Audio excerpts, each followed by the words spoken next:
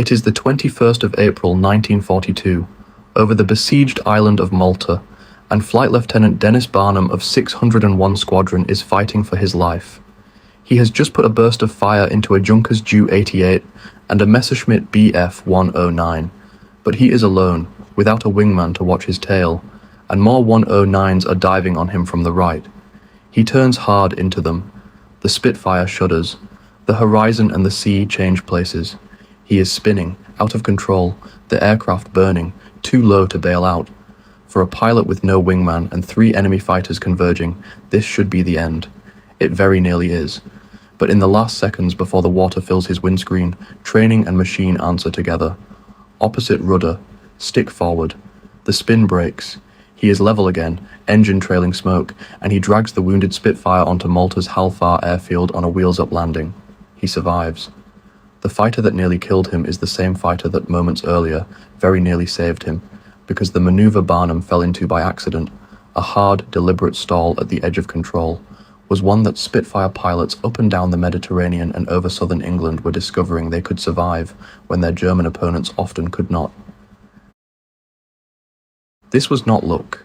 It was the product of a decision made years earlier in a design office in Southampton by a dying man who never lived to see it vindicated. Reginald Joseph Mitchell, chief designer at Supermarine, had spent the early 1930s watching Britain fall behind in fighter design while the Luftwaffe rearmed under cover of civil aviation programs and gliding clubs.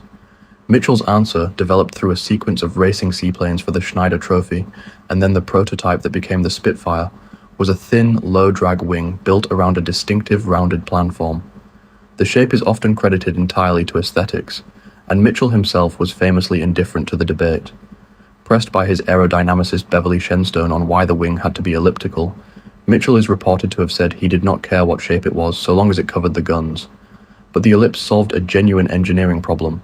It let Supermarine fit 8 machine guns and their ammunition into a wing, thin enough for genuinely high speed, without the structural penalties of a simpler planform. Buried inside that wing was a second decision, quieter than the elliptical shape, but arguably more important to the men who would fly it in combat. Mitchell's team built in what aerodynamicists call washout, a slight twist along the span so the angle of incidence decreases from root to tip, roughly 2 degrees between the two. A pure ellipse, unmodified, tends to stall evenly across its whole span at once, which is dangerous, because when the whole wing loses lift together, a fighter can flick into a vicious, unannounced spin. Washout changes that behavior. It forces the wing root to stall first, while the outer wing and ailerons keep flying and keep answering the pilot's hands. The stalling root generates a buffet the pilot can feel through the airframe and the control column, a physical warning, seconds before the aircraft actually departs controlled flight. Mitchell died of cancer in 1937, 3 years before the Spitfire would be tested in exactly the conditions he had designed it for, and he never saw his pilots use that warning to fight on the very edge of a stall and live. Across the channel, Willy Messerschmitt solved the same underlying problem, a fighter's need to turn as tightly as possible without falling out of the sky, in a completely different way. The Bf-109 was fitted with automatic leading edge slats, spring-loaded panels that lay flush against the wing in normal flight, and sprang forward under their own aerodynamic force as the aircraft approached its critical angle of attack, adding lift and delaying the stall mechanically, rather than warning the pilot through feel. It was, on paper, an elegant solution, and it worked. The trouble was what happened at the moment the slats deployed. They did not always open together. In a hard turn, in a slipping or skidding maneuver, one slat could snap out before the other, throwing the aircraft into a sudden asymmetric jolt exactly when the pilot most needed a stable gun platform. Finnish ace Antti Taani, who flew the Bf-109 to more than 20 confirmed victories, described the sensation candidly. The aircraft's own airframe was telling him he was on the edge and that a spin was coming. For an experienced pilot, that jolt was information, a cue to ease off a fraction and keep flying at the limit. For a green pilot straight out of flight school, thrown suddenly off his aim by a bang from the wing, and a lurch he had never felt in training, it could be terrifying, and it could be fatal. The pattern shows up again and again in the combat record of 1940 to 1942, on both sides of the fight.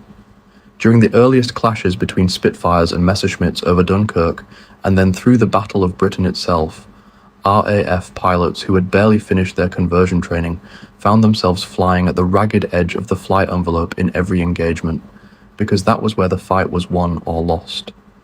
The Imperial War Museum's recorded interviews with Battle of Britain veterans are full of pilots admitting, often with a rueful laugh decades later, that their first genuine experience of a stall came in combat rather than in training, spinning out of a badly flown loop or a turn pulled too hard while trying to stay on an enemy's tail.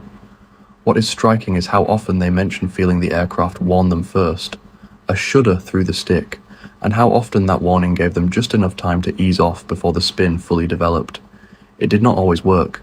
Records from the very first weeks after Spitfires reached frontline squadrons in 1939 already include the loss of one aircraft whose pilot let it stall at low altitude and spun into the trees before he could recover. A stark reminder that the wing's warning bought margin, not immunity, and that margin still had to be used correctly and with enough height beneath the aircraft to matter. On the German side of the same fight, Luftwaffe test reports and post-war interviews describe a mirror image of the problem. British test pilots who flew captured Bf-109s noted that the aircraft's turn was, in their words, complicated by the way its slats opened, meaning the pilot's aim would be briefly disturbed at the exact moment the slats deployed, even though the aircraft could then be pulled tighter still if the pilot held his nerve through the jolt. Gunther Roll, one of the highest scoring fighter pilots in history, with over 200 victories credited across the war, described exactly this danger from personal experience. A slat snapping open unevenly during a tight turn could induce a stall the pilot had not expected. Roll survived his own worst encounter with the effect, a mission in which combat damage and pain from a wound to his hand combined with a stall in a dive, forcing him to fight the aircraft down through ice, forming on his canopy, before he could pull out and eventually bail out.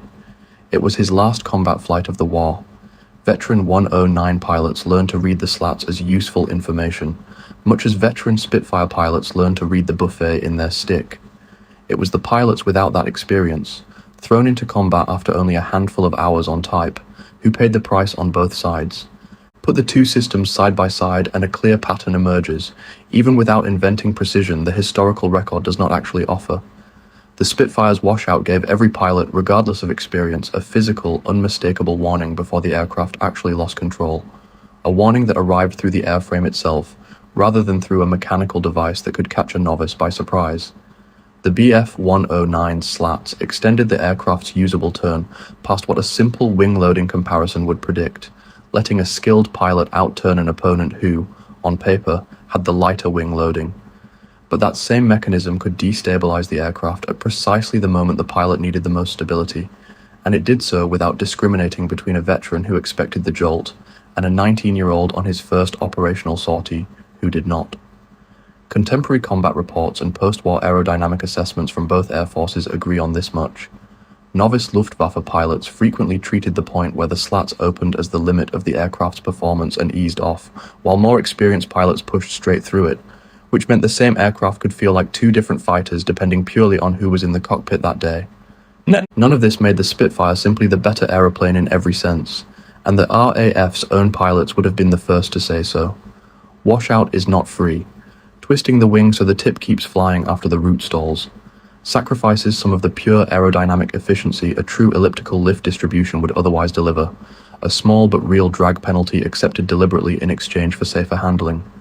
The Bf-109, for its part, remained an extremely dangerous opponent in the hands of an experienced pilot, precisely because its slats let it turn tighter than a Spitfire pilot might expect, and German aces exploited that margin ruthlessly against Allied novices, making the opposite mistake, misjudging how tight a turn the 109 could actually sustain.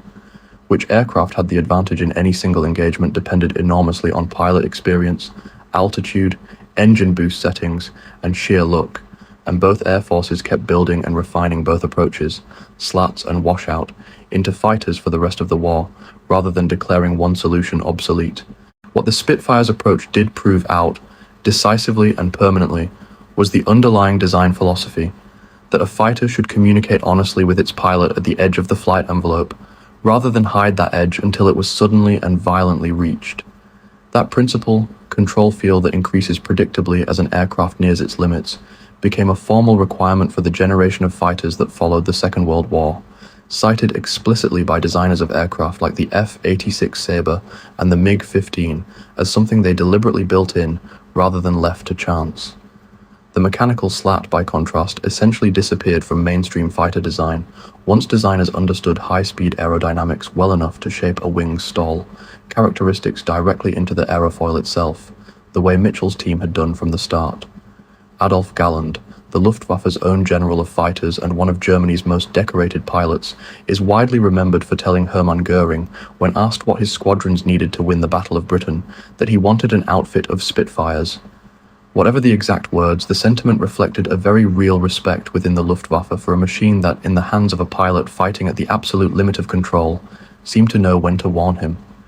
Mitchell never heard that remark, and never watched Dennis Barnum drag a burning, spinning Spitfire back onto a Maltese runway, or listened to men like Antitani describe, from the other cockpit, exactly the moment their own aircraft told them a spin was coming.